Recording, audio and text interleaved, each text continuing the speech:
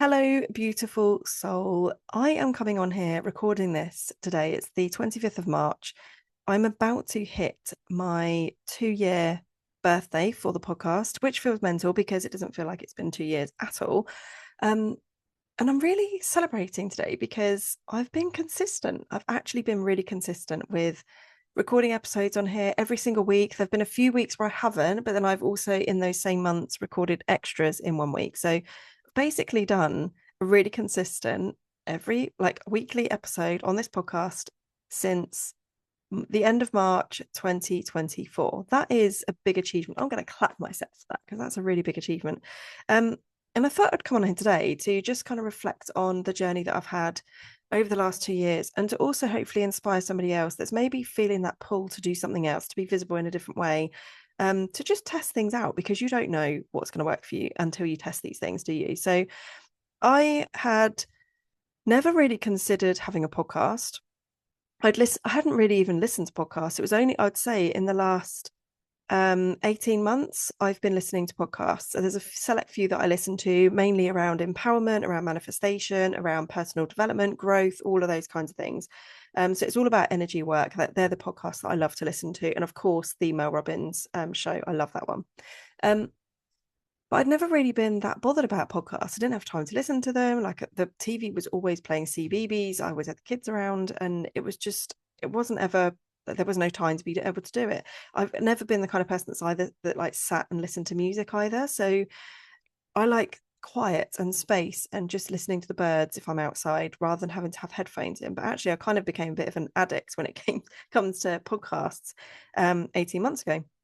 And I love them now. And I think I can't actually remember where this thought was that I wanted to create a podcast, but I know I'd been sitting on it for a good, I would say 6 to 10 months before I launched it. And I had in my head that as a perfectionist, as a creative, as a very visual person, I get drawn into things that look very aesthetically pleasing.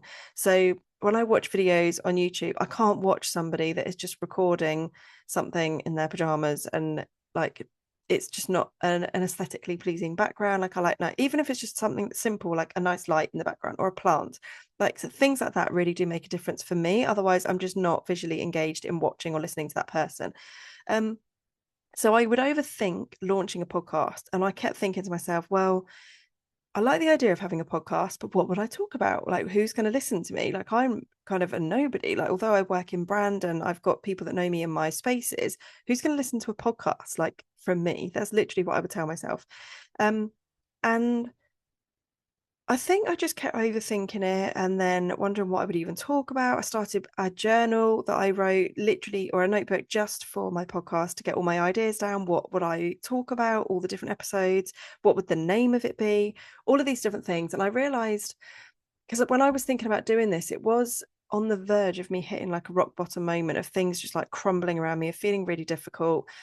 So I was already in a low frequency state anyway, feeling not good enough, feeling like who's going to listen to my podcast.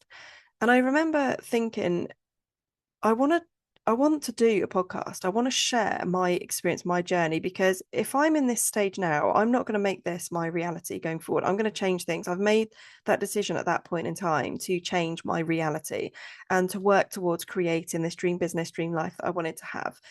And I think it was almost that. It was that hunger of not necessarily feeling like things need to be perfect. And I think I'd heard so often from other leaders, from coaches that would always say to you, don't share things until you've worked through that solution and then you can share your transformation with your audience. Like I always heard that and I always thought that by sharing when I'm in a difficult stage, that's not then inspirational. But what I realized was by not sharing that, not sharing my truth, not sharing my journey, I was missing out on an opportunity to actually help people that were also going through it at the same time, or were maybe like a couple of steps behind me that were approaching a burnout stage. So I decided to kind of take my own route, which is the line 6 in me in human design. Like I'm here to be a role model. I'm here to find my own path. I can see the future. I can see into where things are going. I can see that really clearly as a visionary. And I just realized that actually I was letting these people hold me back from really sharing my truth. And I didn't want to get to the point where okay, well, now I've got to wait. I've got to wait until I've got the results. I've got to wait till I've overcome this issue or I have the solution to everything before I can share. That just didn't align with me. I wanted to share when I was in the moment. And with the work that I've always been working on is helping people to stand out. It's about helping people to take center stage in their business. And it's only been where I've been helping people to take center stage in their life as well in the last 3 years. And I realized that blending all this work together, there's so much around being visible. There's so much around building a personal brand that actually can feel so uncomfortable, and not uncomfortable in a I've not done it before, it's new kind of way, but in a this doesn't feel safe. This doesn't feel safe to me because when I have put myself out there, whether it is through a childhood experience or as an adult, it felt uncomfortable. Something bad happened. I was laughed at. I fell over. I got things wrong. People left me. Like whatever it is, you play these stories over in your mind, and you then believe it. So, I think what I really wanted to do at the time of launching this podcast was to just share my in the moment, or maybe like a couple of steps ahead, but certainly not in the I've gone through this difficult stage and here's the solution to the problem. I wanted to create a podcast that was real, that was just me sharing my truth, was very authentic, not edited, no scripting or anything. It was literally just me sharing what is going on at the moment, what I'm noticing, the things that I'm working on in terms of building my own brand.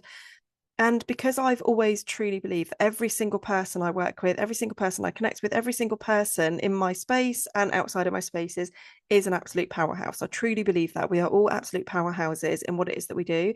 We all have the birthright to be able to live our most abundant, happy, freedom-filled life, like whatever it looks like to us. We all have that as our birthright. So I wanted to create a podcast that was inspirational, that would empower other people to maybe take a step into being more visible, that would open up people's eyes into understanding and ears, into understanding the importance of the invisible work that goes on behind the scenes, where you're working on your inner self, your inner personal brand that people don't see on the exterior, but that reflects in your exterior because of how you feel about yourself. So, energetic work, healing, rewiring your nervous system, overcoming subconscious beliefs, the limiting beliefs that you have, looking at where past issues come from, or where current limiting beliefs you have come from. All of this work, all the guests I've had on this show over the last 2 years, the stuff that I've shared, the journey that I've been on, my own personal experiences, it's all been to help people to see that they're not alone, to see that this is kind of like, I wanted to essentially be a light for those that are going through a difficult time or going through a more challenging time, to know that they're not in it alone, that actually we all go through stages that are more difficult than others. And I wanted to really inspire people to take a step into being more visible, to really allow themselves that opportunity of, well, I'm hiding, I'm playing small, I'm amazing at what it is that I do, but I'm just not showing up, and understanding where that may come from, giving you some tools and some insights into why that may be, and helping you to actually flip that switch and become a more confident, aligned, empowered version of who you are. And I think even when you're doing all the healing work, even when you know about nervous system regulation, even when you know about personal brand, visibility, marketing, all of these things, there are always going to be more lessons to learn. None of us are ever perfect. None of us have ever completed our journey in personal development, business growth, personal brand, like ever. It's always an ongoing journey. So when I launched the podcast, I said to myself, it was literally on the day before I recorded an episode, I said to myself, I want to record a podcast. I'm not prepared to wait anymore to have the perfect background, to have all the kit that I need, to have all the lighting, to know exactly what every episode's going to be. I just need to start, because if I don't start it, I'm going to keep putting it off. So I remember recording the first episode, and it took me about 3 attempts to just get over the first bit. And I did actually have a script or like a guide to give me some prompts to work through, because for some reason, obviously with it being something I'd never done before, I was very nervous recording that one, even though it wasn't live, no one was listening at this point, but me recording my own voice. And it was just audio at this point. Didn't record video at all. But giving myself some kind of prompted script that would allow me to not go off on a tangent. Because if you listen to my podcast, you may have noticed I do tend to go off on tangents. I very rarely have prompts now. Sometimes I do need to have prompts. If I've got a lot that I need to share, I will give myself some prompts that I will refer to on my screen or in my notebook next to me, just to keep me on track, because my brain goes a million miles an hour. I always have a million tabs open at any one time. Um, well, I came up with the name Becoming a Powerhouse Brand because I wanted to share the journey of me building my own personal brand. I wanted to bring in other people that are also absolute powerhouses. I wanted to empower those that listen to the podcast to believe that they are an absolute powerhouse. And it just felt really fitting. So, the very first episode I recorded in my son's bedroom, sat on his bed, no professional lighting. Obviously, it wasn't video. I did have a mic, so that was the only thing I actually invested in. Just recorded it in Zoom, and I still actually record my podcasts in Zoom now. But I just had one mic. I still have that mic to this day. I am looking to upgrade at the moment, but I just didn't worry about perfecting anything. I just recorded an audio. It took me 3 attempts to get it out there because I knew from the start I didn't want to have to sit and edit. I didn't have the budget to be able to outsource the editing to anybody at the time. And I just wanted it to be a really real, authentic podcast. So, yes, the first episode took me 3 attempts to record it. But then after that, I got into a flow and I made myself accountable to write every week. It didn't have to be on a set day, but I was launching my new episodes every Thursday. That was when I launched. Oh, it's 11:11. That was when I launched my podcast episodes. And then I started to add in random Mondays every now and again, but didn't sort of stick to it. And yeah, fast forward to now, we're now 2 years into this podcast. It is growing really quickly all of a sudden. In the last, I would say, 3 months, it's just started to spike with the number of downloads I'm getting, which is amazing. And I honestly, like, this is my favorite thing to do in my business. Like, it is my favorite way to share my message. It's my favorite way to help people because one, you can listen to this whenever. You can binge a load of episodes. You can save episodes to listen to again. I love listening to podcasts. And actually, for me, I would say so much of my own growth and transformation and the momentum I've built in my own business has come from things I have learned by listening to podcasts over the last 18 months. It's been so good for me, and finding the right podcast for you. Obviously, you don't have to listen to educational podcasts or podcasts anything to do with business. You can listen to ones that are just for fun. But for me personally, where I listen to podcasts around empowerment and visibility and nervous system and energy and the laws of attraction, laws of the universe, they really inspire me. I love this work. I live and breathe this work, and I am hungry to learn more about it as I go through my journey. I'm actually in the process of practicing Reiki. I want to learn pranic healing this year as well, which, if you don't know about pranic healing, there is an episode on the podcast with Tara Mehmet where we talk about pranic healing, which is incredible. It's kind of like the original Reiki, if that's even how you would say it. That's probably completely wrong. But I'm pretty sure it's been around longer than Reiki, and Reiki is almost like it's similar to pranic healing. Yeah, you have to listen to the episode because I'm really not doing it justice at all by saying this. But yeah, anyway, I want to learn more about this. I've been practicing Reiki on my dogs, and actually, interestingly, I just feel like I should share this. So one of my dogs is absolutely obsessed with a ball. I'm going off on a tangent again. This is why I need to have prompts. She's absolutely obsessed with balls. So if we are out on a walk and I have a ball there, she is fixated on it like proper addict. And I took her on a walk a few weeks ago now, and she did not stop chasing this ball for the whole hour I was out. And it got to the point where she'd obviously done it for so much. She was fine when we were on the walk, but when we got home that evening, her tail was down. It was really dropped down. And it's called limp tail. My retriever that I had before, my first Labrador actually, she had the same thing. And I remember it did take a while to heal. There's nothing they can do about it. It's really painful for the dogs. It's essentially they've just strained something, they've overdone it. And I can't remember if it's spinal or tail related. But anyway, our retriever did that the other week. And I knew it was going to take some time to heal. I didn't want to take her to the vets. So I was just going to practice some Reiki, knowing what I know. And I did one session with her. She got up and left me, and her tail was already starting to wag. She wasn't able to wag it before then. It was just hanging down because it was obviously painful. You could tell it was painful.